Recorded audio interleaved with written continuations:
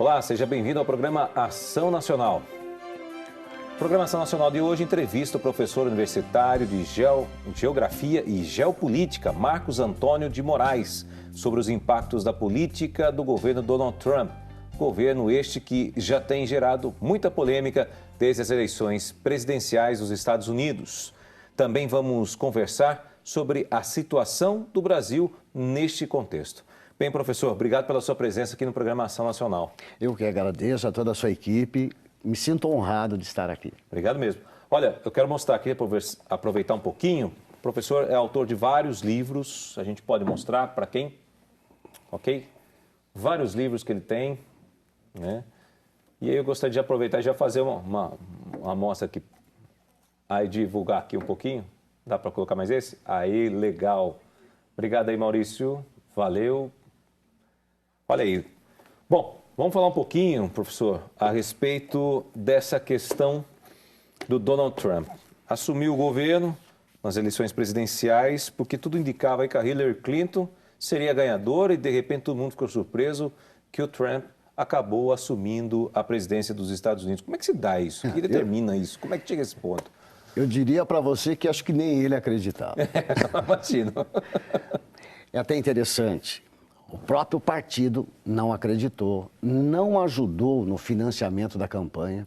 Ele próprio passou a utilizar dinheiro próprio, meios próprios para financiar a campanha dele.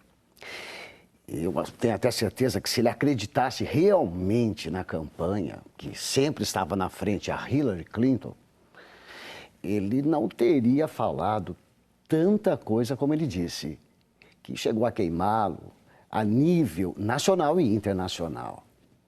E foi uma surpresa, sim, foi uma surpresa para o mundo, eu diria. Agora, interessante, por que ele chegou lá? O que levou o Trump a chegar lá? Nós não podemos esquecer que desde a década de 80, com o neoliberalismo, com a globalização, muitos empregos nos Estados Unidos foram fechados. Muitas empresas foram exportadas para a China, para o Brasil, para os emergentes de uma forma geral. Com isso, a classe menos favorecida nos Estados Unidos se tornou excluída do processo de globalização, pelo neoliberalismo e, em consequência disso, buscava, desde a década de 80 até então, uma maneira de se expressar, quem sabe, através do voto. Embora pelo voto popular, ele tenha perdido. Sabemos que as eleições nos Estados Unidos são diferentes. São os delegados que elegem o presidente. A eleição é indireta. Embora você vote no seu presidente, o delegado que ganha no Estado, independente da diferença, se for por um voto, são todos os delegados daquele Estado que vai votar no presidente candidato, que no caso foi o Trump. Sem dúvida. Nos Estados Unidos, historicamente, eles são conhecidos aí pelo destino manifesto, né? Que é aí a crença de que o povo americano foi eleito por Deus para civilizar o continente e também o resto do mundo. E tem o destino de levar a democracia e liberdade para os outros países, né? Aquela ideia que isso fez com que invadisse esses países aí como o México, segundo os dados históricos que a gente tem aqui, tivesse a conquista do oeste, do norte, interferisse aí também na política e economia de muitos países. Como essa crença pode revelar aí na política de Trump? Já que o senhor está falando a respeito disso, né? Essa é uma cultura dos Estados Unidos. Eu digo que é uma cultura dos Estados Unidos, sem dúvida nenhuma. O destino manifesto. Foi isso que levaram os americanos, principalmente em função dessa crença, a dizimar muitas tribos indígenas e anexar suas terras. Também a guerra com o México, em 1845, anexando uma boa parte do México, Texas, até a Califórnia. Eu diria para você, do Texas à Califórnia, tudo pertencia ao México. E até se dizia um ditado mais ou menos assim, já que estamos numa TV católica. Existe um ditado que diz assim: tão longe de Deus, tão perto do diabo. Falava-se assim: tão perto dos Estados Unidos e tão longe de Deus. Ou seja, você consegue entender. Esse tipo de anexação trouxe para o México grandes desperdícios econômicos, prejuízos econômicos e políticos. E por que os americanos fizeram isso? Acreditavam, segundo o Destino Manifesto, que era o povo escolhido. O povo escolhido para levar para o mundo a mensagem da democracia, como você disse. A mensagem da salvação. Mas que salvação é essa? Econômica? Capitalista, sem sombra de dúvida. Esta exploração, logo em seguida, ela vem através da doutrina Monroe, que coloca os Estados Unidos como um país feito para os americanos, para dominar a América. Em seguida, a política do Big Stick na América Central. Políticas essas que trazem violência, subjugação de alguns povos. Não sei até que ponto eles foram escolhidos realmente por Deus. Isso foram eles que disseram. E é o que o Trump também diz. Não nestas palavras, mas deixa entender que ele é o escolhido. Nisso, né? Tá uma forma intrínseca, né, que está colocado isso. Porque você pode ver que os mais velhos e conservadores dos Estados Unidos aplaudem a atitude dele. Eu diria que a maioria dos eleitores dele são brancos, são conservadores, são indivíduos da classe média que está estagnada desde a década de 80. Mulheres não, viu? Interessante isso, a maior parte homens, sexo masculino, brancos, classe média e conservadores. Embora a ala conservadora do partido foi contrária a ele. Olha que isso, interessante. Até a ala conservadora do partido. Foi contrária a ele. Inclusive, anunciou desejo de abandonar o partido durante a campanha. A ala conservadora do partido republicano. E como é que fica isso daí, essa situação do Trump com essa aversão aí aos Estados Unidos? Ela não pode aumentar já dos outros países que já têm essa aversão em relação a ele? Ou seja, o movimento anti-norte-americano ou anti-Estados Unidos. Eu digo o seguinte, uma frase sempre repetida. Estados Unidos, ele pode ser definido assim. Ou você ama ou você odeia. Na verdade, o mundo faz os dois.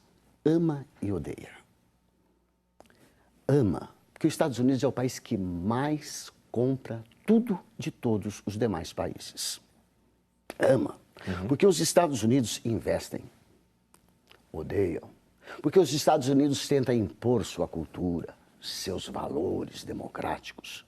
Imagine impor valor democrático em uma área fechada, como sempre foi o Oriente Médio, em função do islamismo, onde não se permite, onde se condena, onde é pecado os valores ocidentais. Mas por isso vem o ódio. Sim, mas essa ideia da democracia não é uma coisa boa?